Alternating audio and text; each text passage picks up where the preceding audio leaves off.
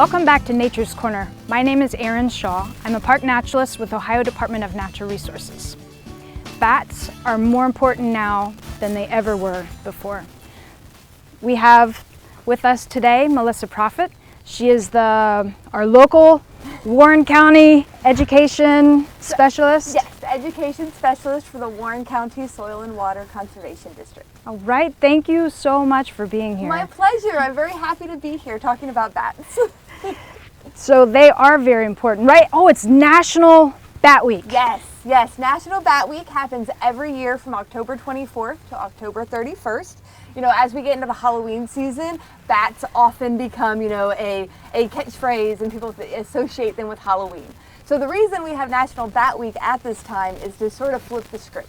We want to talk about how great bats are. They're not scary and spooky. They're actually really intelligent animals that are doing a lot of good things all over the globe. So National Bat Week is an international celebration. When we think about bats, there's over 1,400 different species around the planet.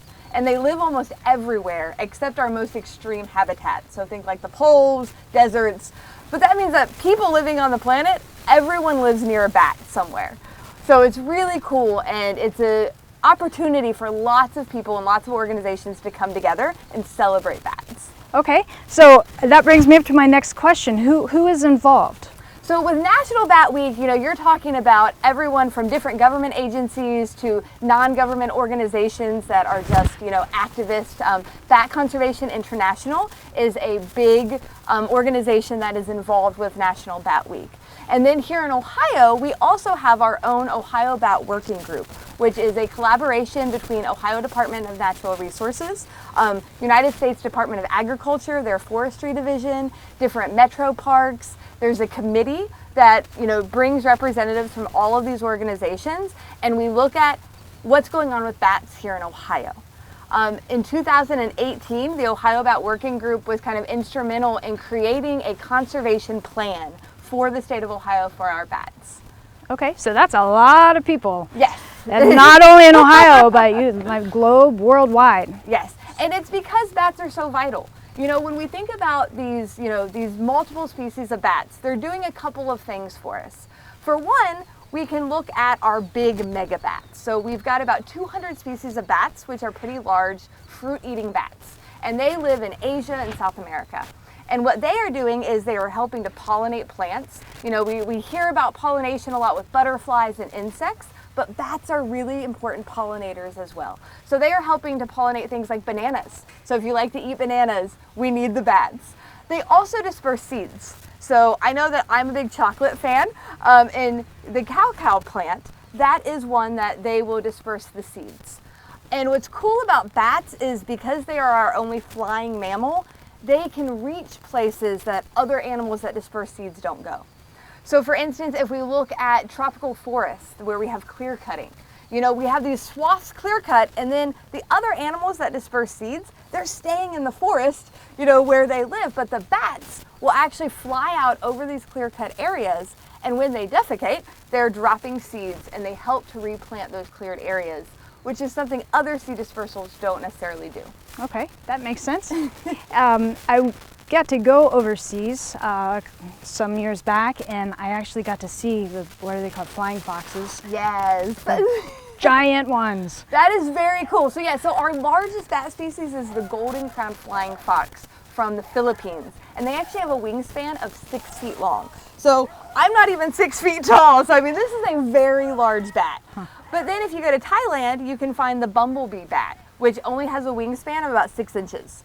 So a lot of variation, in our bat species. But that's very cool when you get to see them, out in the wild. Absolutely.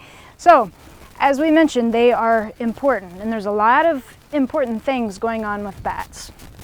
I know that their population numbers are dropping drastically. So that is, another reason that things like National Bat Week are so critical right now, because we are losing our bat numbers at rapid rates. There's a lot of pressures on our bat population. For one, we have habitat loss, which all of our wildlife is really facing right now. But with our bats, we have a lot of species of bats that are, they form maternity roosts in forests. So when, during spring, summer, fall months here in Ohio, that's where our bats live, are in our forests. So as we're losing those habitats, well, now where do the bats live? Where do they raise their young?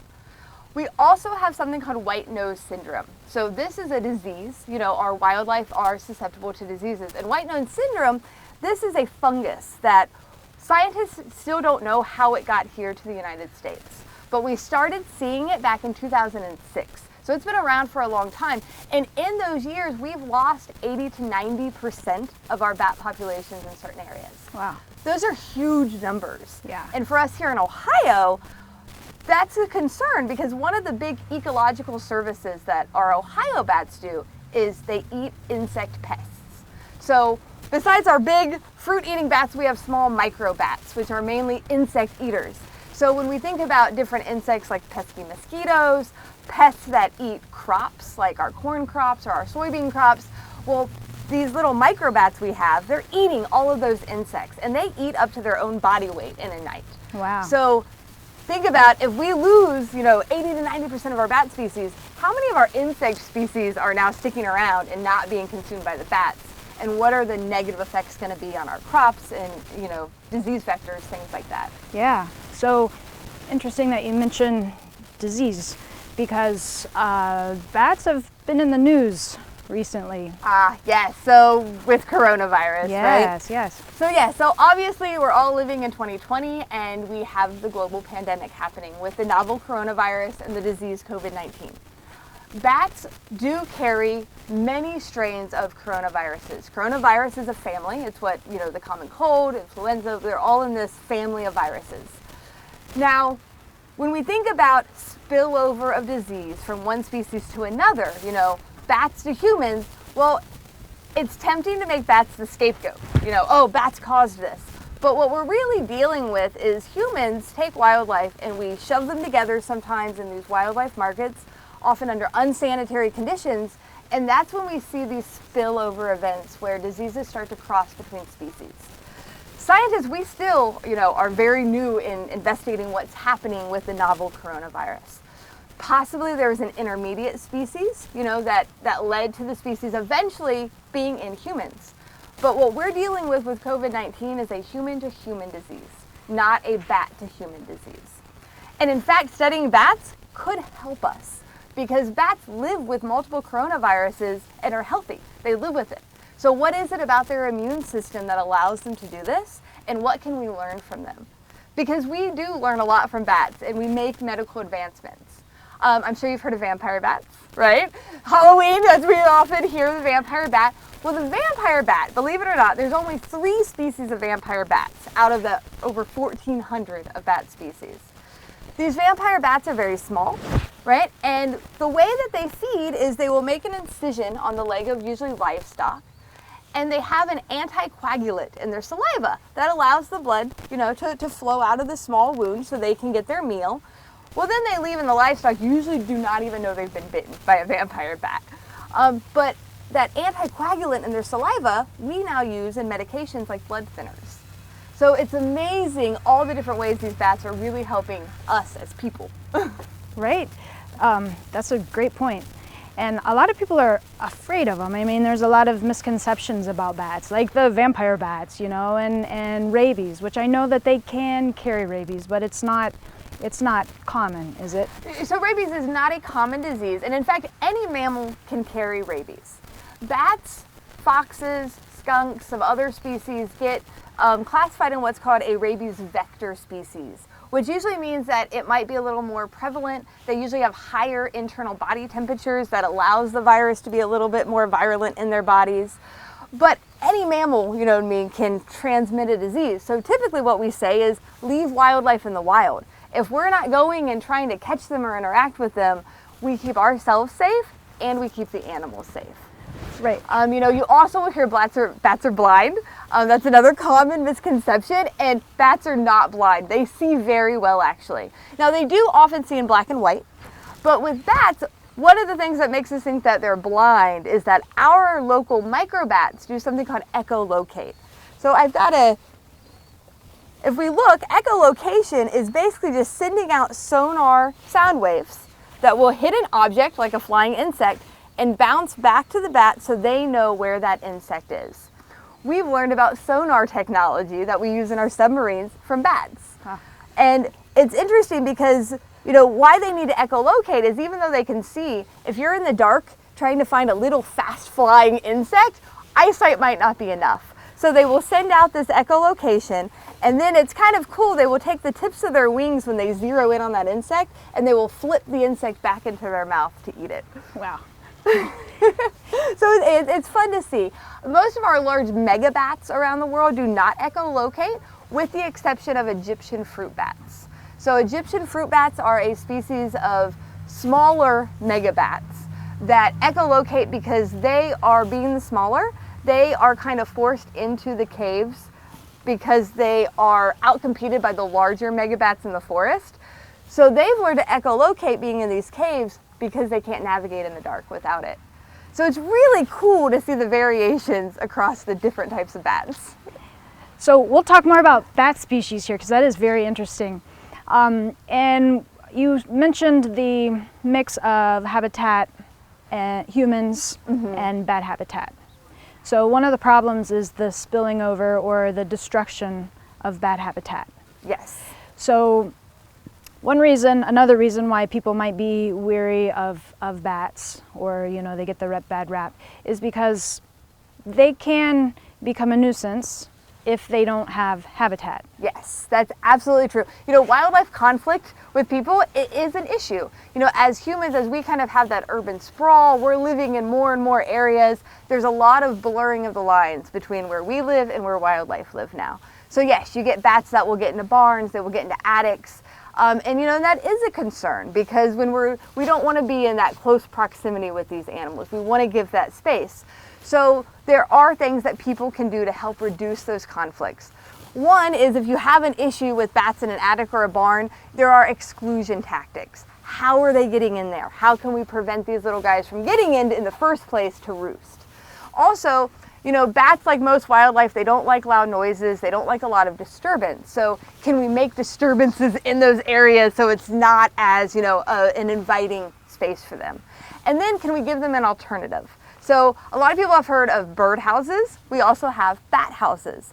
So a bat house, I have an example here with me, is simply a chamber that if we look through the middle there, it's just a narrow slat, and then hundreds of bats can live in these bat houses. Bats like to be nice and packed together.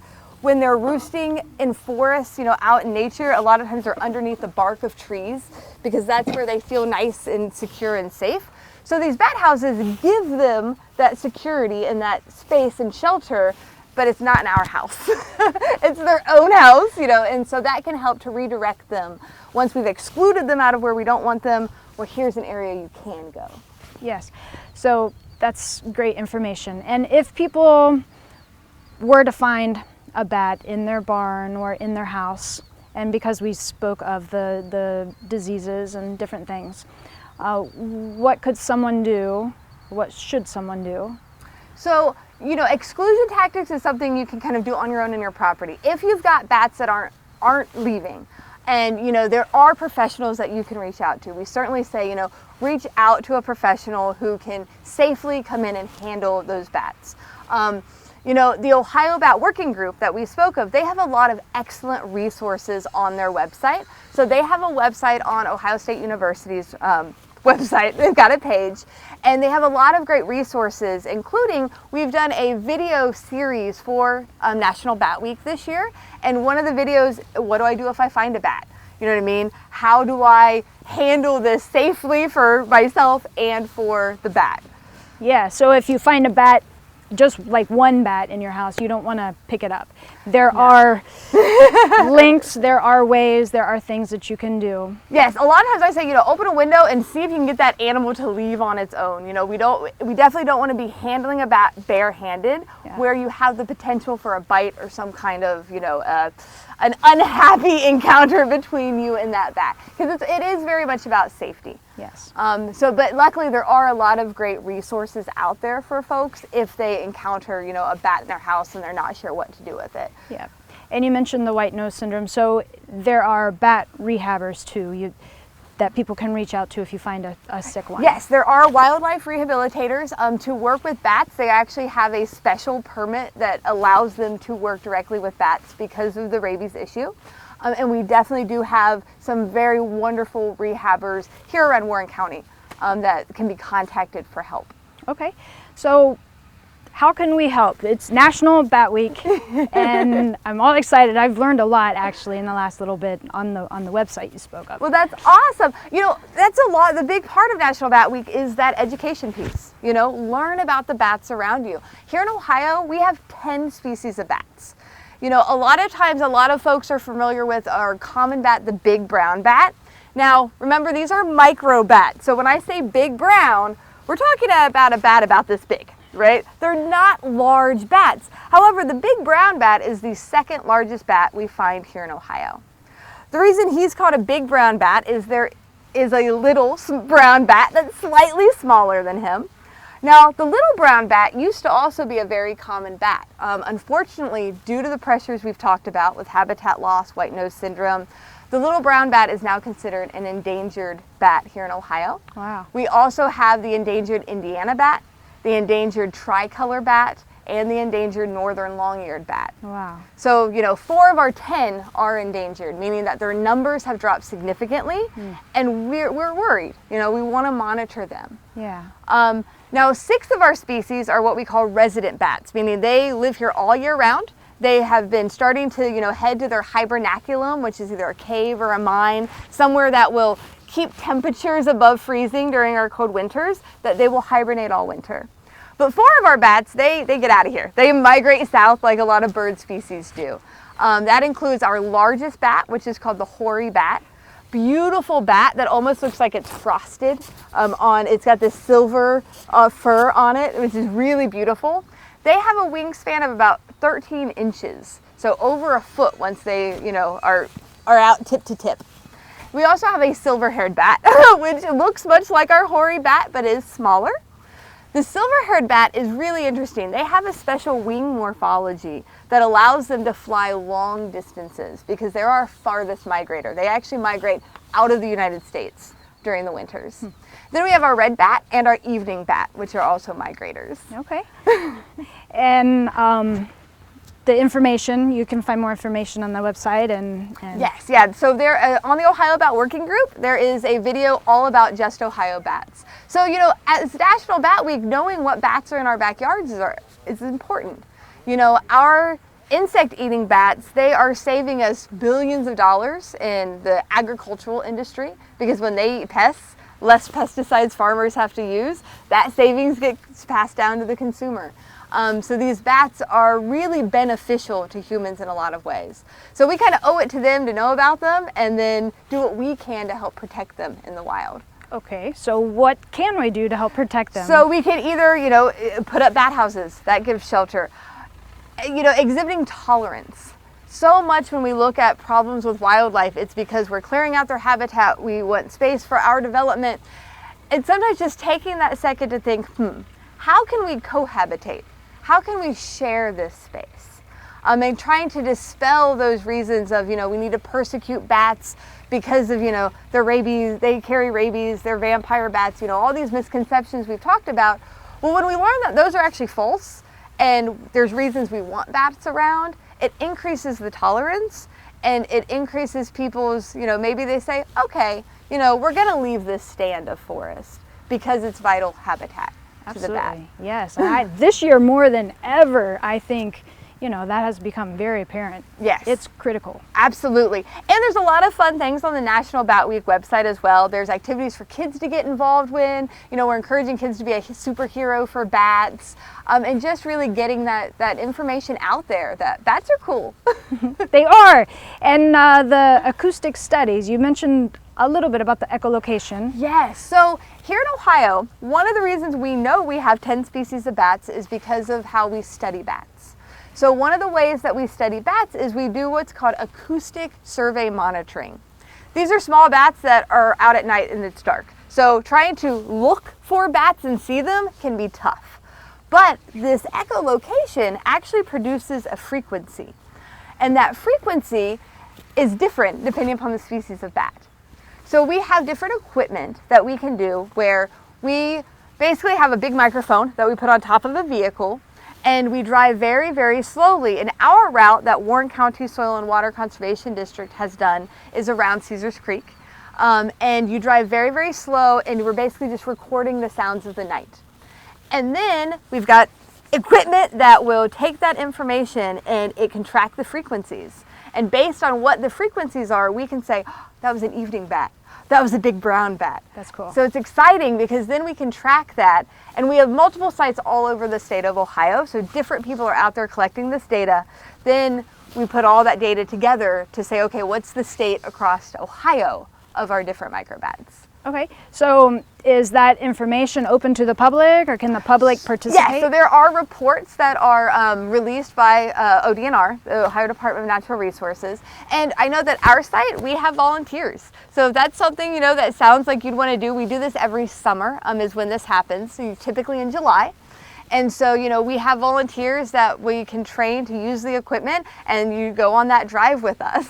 That's cool. And it's pretty interesting. Yeah, so it's like a citizen science. Yes, it's very much like a citizen science. I love citizen science because it gets people paying attention to what's around them. Yeah, a lot of people might miss bats, or actually that, you know, their numbers are decreasing so rapidly, it could, you know, they're just gone. Right, right. We don't see them as well. And, you know, it's cool if, you know, you can kind of look for bats. They're usually leaving their roosts around dusk. You know what I mean? That's when they're going to take off.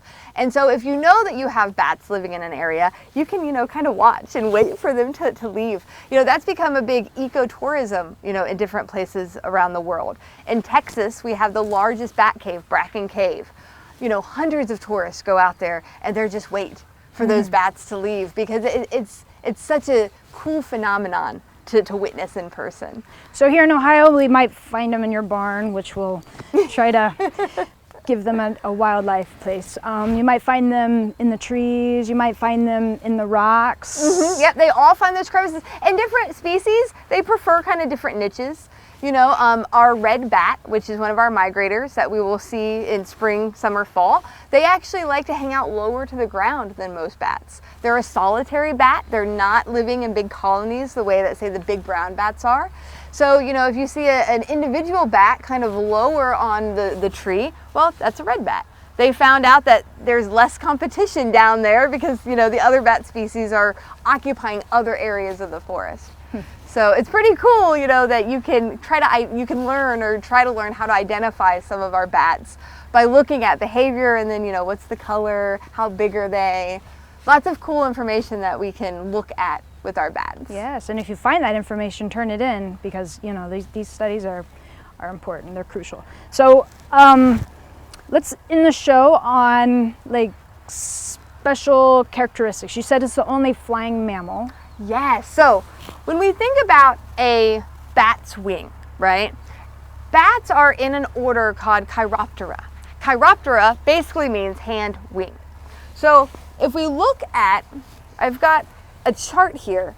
You know, oftentimes people like to compare bats to birds because they both fly, so it makes sense. But being our only flying mammal, what the bat wing actually is it's very much, if our fingers, right, our carpals and phalanges, if they were extended out, and then if we had skin, right, webbed through them, that's what the bat wing is. And this skin is what allows the wind to catch and give them flight.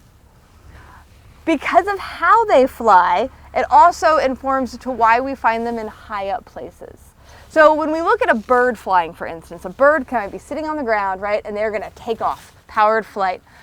The structure and skeleton of the bat, if we look, you know, bats have very fine bones. You know, it allows them to be light and fly the way that a bird does, but their body's almost organized in reverse. You know, bats hang upside down because they have a circulatory system that prevents blood from rushing to their head. You know, us as people, if we were to hang upside down, that would not go well for very long because we'd start to get that head rush. Bats, though, they are able to keep pumping that blood and not have that issue. When they're hanging upside down, they're also saving energy. So do me a favor, Erin, you're gonna take an open hand and you're gonna close it into a fist. When we close into a fist, we have to engage muscles in our arms to cause that closure. We have to use energy. Bats actually, when they are hanging, the weight of their own body is what closes their fist when they hang. Okay. They don't have to exert any energy or engage muscles until they want to let go and fly. When they let go though, if they're high up, they spread their wings and now they can catch that air and they don't need to power their own flight. So it saves them energy, plus they're a little safer hanging high up there because animals do, you know, they will eat bats. There are predators of bats, so they stay a little bit safer in that elevated state. Okay, so I said I wanted to end the show on that, but I'm not ready to end yet. Okay, let's keep talking. I can talk about bats forever because there's just so much awesome information out there. Yeah, so the Bat Working Group. Yes. Is fascinating. It's you know, I love to see that kind of collaboration because we have so many great organizations, you know what I mean, working for different conservation, and when we see people come together towards that common goal, we accomplish so much. You know, so it's been really fun to be part of the Ohio Bat Working Group and helping them with their video series for National Bat Week this week, just because I love the work that's happening there. So it's a great resource for teachers, for individuals. I've spent a lot of time this past week, actually. I've watched all the videos and yes, and it is great for our teachers. I'm glad you brought that up because right now, you know, we have our education system looks a little bit different right now. You know, we've got learners from home, learners that might be in the school, you know, maybe you've got half a class in the school building. Teachers are teaching under, you know, kind of new times. And so on the Ohio Bat Working Group site and National Bat Week site, there are so many educator resources, videos you can share, activities you can do. If you're homeschooling, you know, if you're a parent and you're like, I want some cool stuff to engage my kid, all of that are available on those websites. Yes, and there's anything from like short video clips up to half hour if you want to learn more about bats and the coronavirus, if you want to learn more about like the acoustic monitoring, all of that information, how to build a bat box. Yes, yeah, there's great plans on there. Bat Conservation International has some wonderful resources as far as what to do, you know, as far as installing bat houses and things like that. And we have links to all of these websites from our website as well, which is warrenswcd.com. We can link to all of these resources. I kind of put together a National Bat Week landing page to help because there's so much out there that sometimes it's nice to have it organized. Yes. So is that how we can get a hold of you too? Is through the Soil and Water? Okay. Absolutely. So yes, so if, you know, reach out to me, you know, I can come do education programs. I can help talk through if, you know, you've got a bat conflict going on, I can't get them out. You know, we do bat house workshops at the Soil and Water Conservation District as well. So all of my contact information and our technicians' information is on our website. Okay, that's fantastic. And I know Warren County Parks has a lot of great bat programs and yes. So much going on. Yes. Thank you. I have really learned a lot. I've enjoyed talking with you. I'm excited to go home. I'm going to go learn more about, I'm still watching videos. My husband's like, what are you doing? Right? You know, what I love about knowledge is the more you learn and then you want to know more because then that prompts more questions. And so, you know, you can really just keep exploring. Yes, and what a fun time of year, you know, it's the last week of October, Halloween, but more than just this week. They're really important all year round. Yes. All the way across the globe. Absolutely. You know, yeah, we have National Bat Week right now because they kind of, you know, become more culturalized around Halloween, but it is important to remember that bats are important all year long. Yes, well, thank you again. My pleasure, thank you. And that's it for today's show. If you would like more information, check out Soil and Water Conservation District website, Warren County Parks, or ohiostateparks.gov. And we'll see you on the trail.